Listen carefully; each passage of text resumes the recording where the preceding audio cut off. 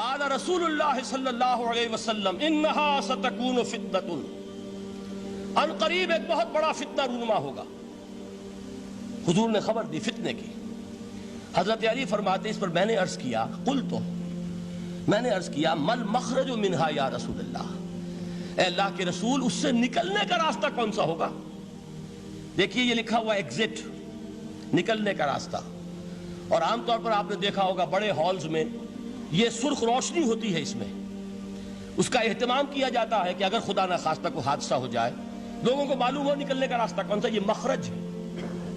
حضور نے خبر دی کہ فتنہ ہوگا۔ تو دیکھیے میں ایک بات عرض کیا کرتا ہوں، ذرا توجہ کیجئے، ہمارا حال کیا ہے؟ ہم بڑے ریشنلسٹ قسم کے لوگ ہیں، یہ زمانہ ریشنلزم کا ہے۔ اگر ہم ہوتے تو کیا پوچھتے؟ وہ فتنہ کیا ہوگا، کیوں ہوگا، کہاں سے آئے گا؟ ہمارے سوال یہ ہوتے ہیں، کب آئے گا، کیوں، کہاں، کب، کیسے؟ ان سب کی حیثیت علمی سوالات کی ہے۔ بھائی کب آئے گا ایک علم ہے، کیسے آئے گا علم ہے، کہاں سے آئے گا علم ہے، لیکن اصل جو عملی اعتبار سے اہمیت والی شے ہے، بچاؤ کا راستہ کون سا ہوگا محمد الرسول اللہ، یہ بتائیے ہم۔ مل مخرج منہا یا رسول اللہ، حضرت علی نے یہ نہیں پوچھا فتنہ کیا ہوگا، کہاں سے آئے گا حضور، کیوں آ جائے گا، کب آ جائے گا، نہیں، مل مخرج منہا یا رسول اللہ، اے اللہ کے رسول یہ بتائیے کہ جب وہ فتنہ رونما ہوگا تو نکلنے کا راستہ کون سا ہوگا؟ اس کا جواب ہے، ارشاد فرمایا محمد رسول اللہ نے، کتاب اللہ، اللہ کی کتاب ہے وہ مخرج، یہ کتاب ہے کہ جس کو تھامو گے تو فتنوں سے محفوظ رہو گے۔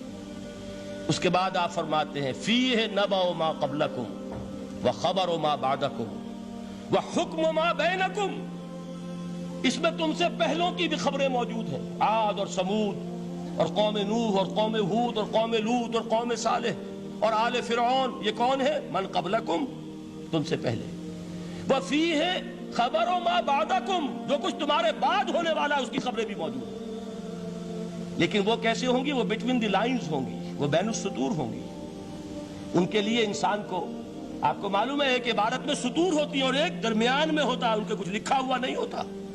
You have to read between the lines۔ قرآن میں بعد میں آنے والے حالات بھی درج ہیں، لیکن اس طرح نہیں جیسے کہ پچھلے حالات درج ہیں۔ اس کے لیے ذرا ان ڈیپتھ پونڈرنگ اوور، غور و فکر اور تدبر کی ضرورت ہوگی۔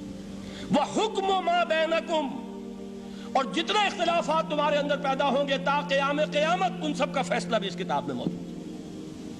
وَهُوَ حَبْلُ اللَّهِ الْمَتِينُ وَهُوَ الذِّكْرُ الْحَكِيمُ، یہی تو ہے، وَهُوَ الصِّرَاطُ الْمُسْتَقِيمُ، سیدھا راستہ اور کون سا؟ یہی قرآن تو ہے۔ ہر رکعت میں کہتے ہو اہدنا الصراط المستقیم، اور قرآن دیا ہوا ہے اس پر غور نہیں کرتے۔ عجیب تماشا ہے ہمارا، نماز کی ہر رکعت میں اہدنا الصراط المستقیم، اور حضور فرمایا وَهُوَ الصراط المستقیم، صراط مستقیم یہ قرآن ہی تو ہے، الذکر الحکیم یہ قرآن ہی تو ہے، وَهُوَ حَبْلُ اللَّهِ الْمَتِينُ، اور یہی ہے اللہ کی مضبوط رسی۔ آپ نے قاری صاحب سے وہ آیات سنی سورہ آل عمران کی، وَاعْتَصِمُوا بِحَبْلِ اللَّهِ جَمِيعًا وَلَا تَفَرَّقُوا، اللہ کی رسی کو مضبوطی سے مل جل کر تھامو اور تفرقے میں مبتلا نہ ہو۔ تفرقہ ہوگا تو کیا ہوگا؟ تمہاری ہوا اکھڑ جائے گی۔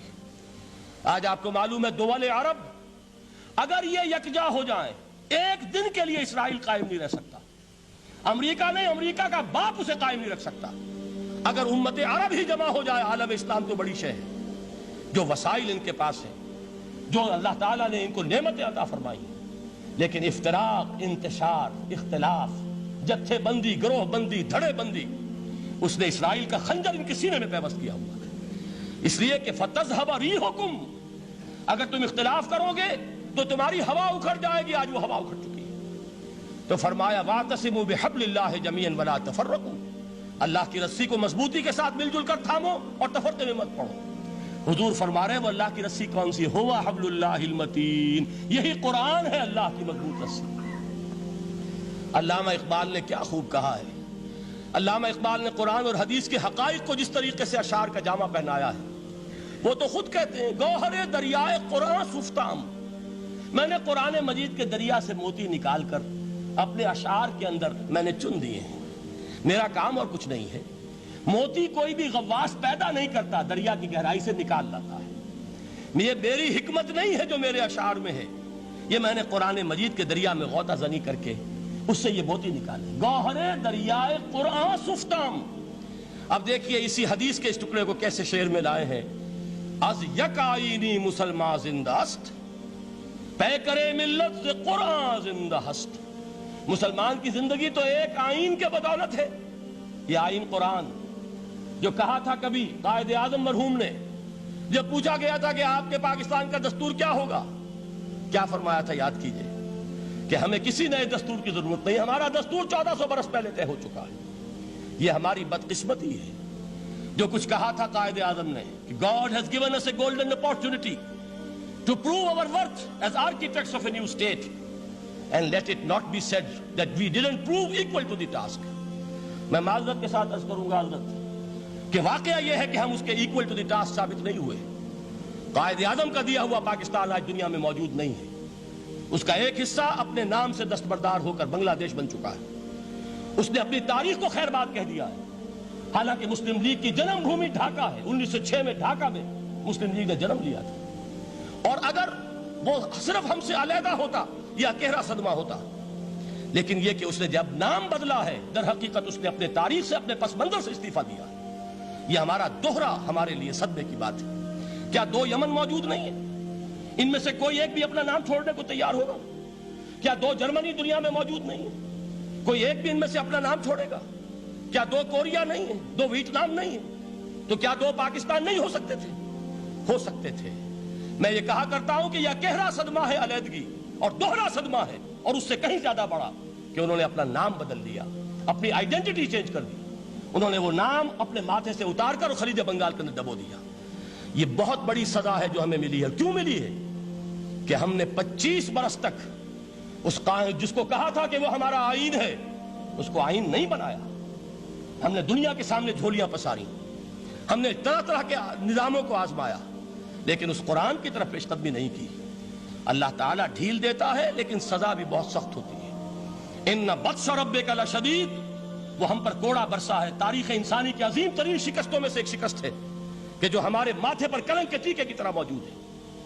اللہ کرے کہ آئندہ یہ تاریخ اپنے آپ کو نہ دہرائے، لیکن میں عرض کر دیتا ہوں آپ سے، جو ہمارے لچھن ہیں، جو ہمارا طرز عمل ہے، جو ہمارے لیل و نہار ہیں، جو ہمارا انداز ہے، اللہ کے دین کا استہزاء اور تمسخر، جس طرح اللہ کے ساتھ مذاق ہم کر رہے ہیں، اس کا شاید اس سے بھی کہیں زیادہ برا نتیجہ نکلے۔ اللہ مجھے اور آپ کو اور ارض مقدس پاکستان کو اس انجام سے بچائے، لیکن اس کے لیے کام کرنا ہوگا۔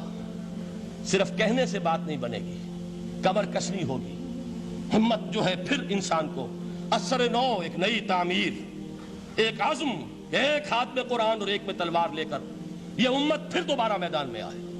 بہرحال عرض یہ کرنا تھا، اقبال کہتا ہے از یک آئینی مسلمان زندہ است، پیکرے ملت سے قرآن زندہ ہست، ماں ہما خاک و دل آگاہ اوست، اعتصامش کن کہ حبل اللہ اوست۔